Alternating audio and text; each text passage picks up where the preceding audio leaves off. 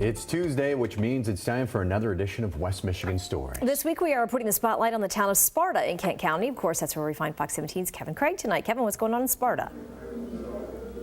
Hey, well, here's what's happening, Michelle. You know, first of all, we're at Legend Restorations in Sparta. They restore cars here. They've got some beautiful cars here. This is a perfect example. 1957 Cadillac Eldorado Seville. We're going to show you a lot more of these cars coming up in the 6 o'clock hour. But our story now in 5 o'clock deals with kind of a profile of sorts.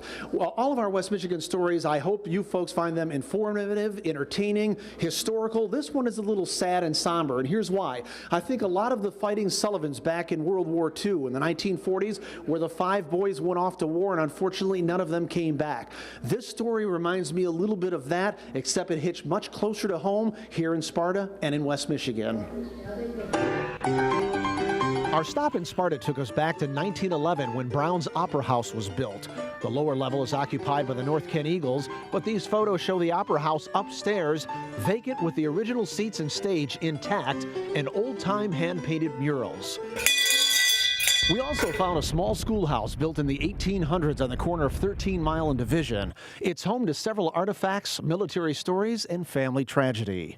For every child that you had that was in the military, you had a blue star hanging in your window. And for every child who died, the blue star was replaced with a gold star. The all-American Lamoreaux family of 4 sons and 2 daughters would eventually see their 3 blue stars replaced one by one with gold stars. January 21st, 1944, 21-year-old Army Private Donald was killed in Italy. November 10th, 1944, 20-year-old Army Private Howard was killed in the Philippines. The military decided to try and locate Al and remove him from battle so that Mrs. Lamoreaux, the Lamoreaux, would not lose their 3rd son. Despite a desperate attempt to get Al off the battlefield in time, it was February 6, 1945, when 26-year-old Army Sergeant Al Lamoreaux was killed in Germany. This original poster from 1957 shows the Lamoreaux brothers' park dedication, a site that would be constructed in memory of brothers Donald, Howard, and Al. Today, their images are engraved in granite with a memorial plaque reminding us of their service, dedication, and patriotism at a park for all to enjoy. But the story didn't end here. 1944 produced an unusually good fruit crop in West Michigan.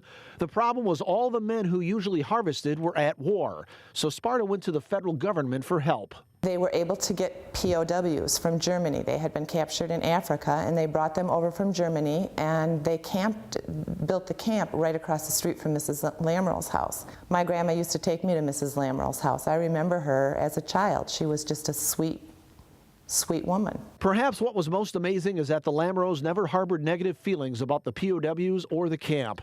The prisoners of war were put to work harvesting the crop, and since many of the Peach Ridge apple growers were of German descent, they could easily communicate with the POWs. Back at the schoolhouse, Sparta High School graduating classes from 1887 through 1959 can be found, plus a mock classroom, military artifacts, an old coal-burning stove, and an early TV and radio. A couple from Sparta named Albert and Marilyn Hale purchased this schoolhouse and deeded it over to the township to be used as a museum. The goal is to eventually include an extensive donated sports collection in the schoolhouse and move the military artifacts and exhibit to their research center downtown.